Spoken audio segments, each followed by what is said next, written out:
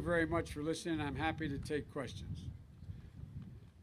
I don't even know where to start. I guess I'll start and work my way a little bit. Yes.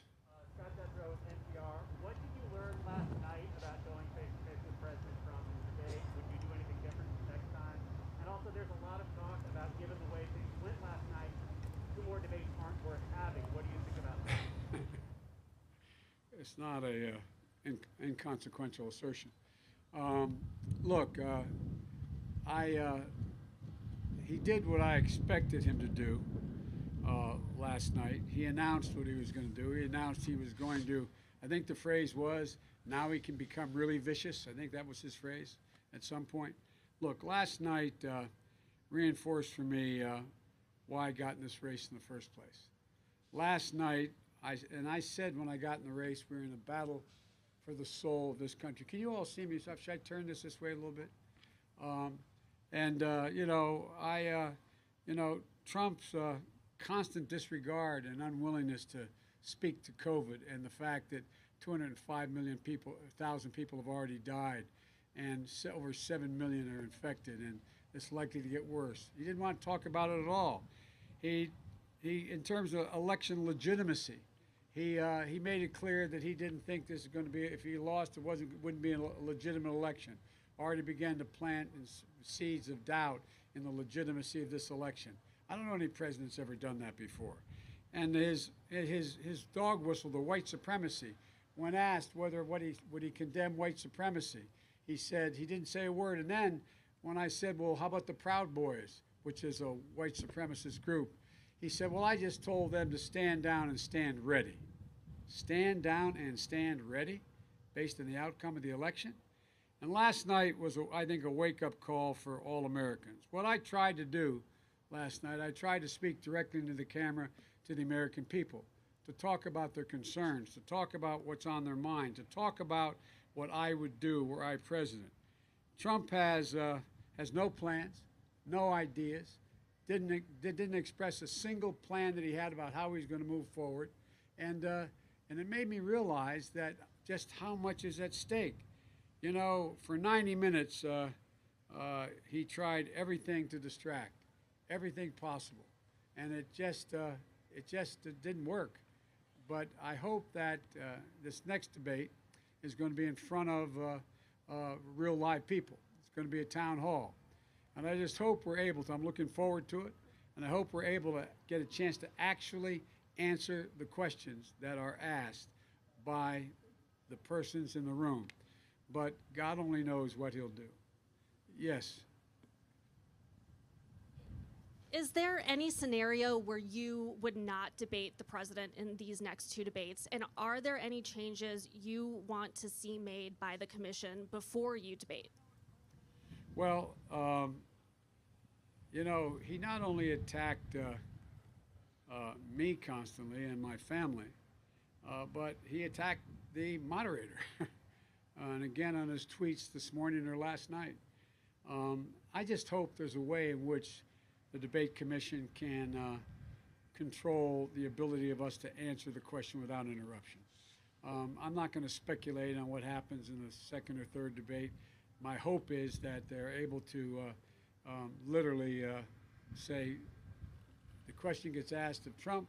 He has a microphone. He has 2 minutes to answer the question. No one else has a microphone. And then I don't know what the actual rules are going to be, literally. But that's what seemed to me to make some sense. But I'm looking forward to that. And what do you have to say to those undecided, persuadable voters who were watching last night and were just completely turned off by politics? I can understand it. It was, I kind of thought at one point, maybe I shouldn't say this, but the President of the United States conducting himself the way he did, I think was just a national embarrassment. But look, I just hope that the American people and those undecided voters try to determine what each of us has as an answer for their concerns and allows us to actually speak. Yes, sir. Thank you, Mr. Vice President. You mentioned the president's comments about the Proud Boys, stand back and stand by. Today, they've made that really a rallying cry. They're rallying around that slogan almost that they've created now for it.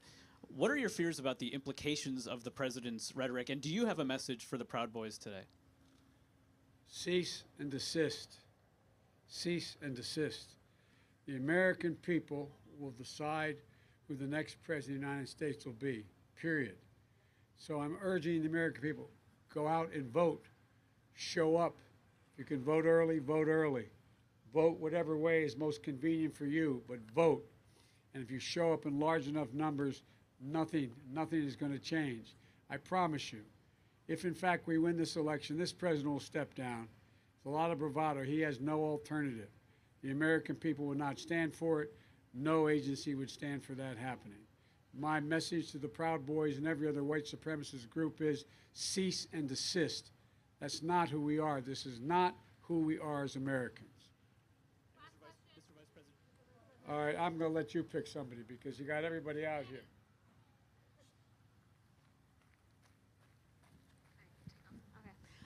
Mr. Vice President, thank you for giving me a question.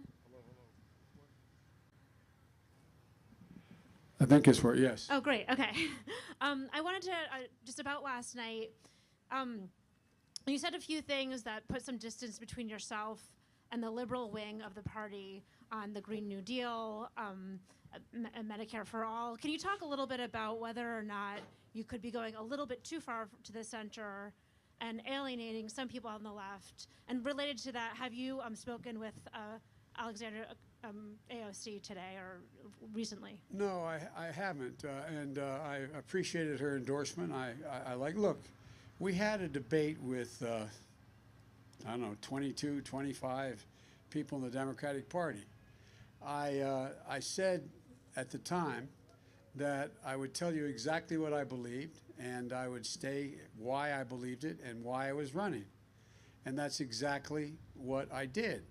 I did not support Medicare for All. I do not support it now. I support the Biden plan that I've laid out. I've laid out the most extensive plan with a detail on how I will get us to net zero emissions in the energy sector by 2035, putting thousands of people to work. I've laid out how, in fact, I'm going to get us to net zero emissions in the United States of America by 2050 across the board, how I'd rejoin the Paris Accord, which I helped put together, et cetera. So the Green New Deal that the president keeps trying to talk about, it's not a bad deal, but it's not the plan I have. That's the Biden Green Deal. That's what it's about. And what the president keeps trying to do is he's trying to run against somebody other than me. I've said to the left, the right, and the center exactly where I am on each of these issues. I did have time, and I've worked very hard with all segments of the party. We put together a platform that is a platform that I fully support. President keeps talking about what's he call it? This he has some name for our platform. I can't remember what it is. It's the manifesto. Thank you, the manifesto. Well, the Democratic platform is the one that I've signed on to, the one that the vast majority, overwhelming majority of Democrats signed on to. But the Democratic Party is a big tent, and we have all kinds of folks in that have different views, and they're all welcome. And we negotiated, we debated, and we had a primary election, and I won, and I've laid out what we're going to do. So I'm not worried about losing the left, right, or the center of the party. This is a big party. But I have one of the most progressive records of any Democrats run on. I'm proud of it, but it's my record, and it's what I want to do. So thank you, thank you, and if I could just follow up with an unrelated question.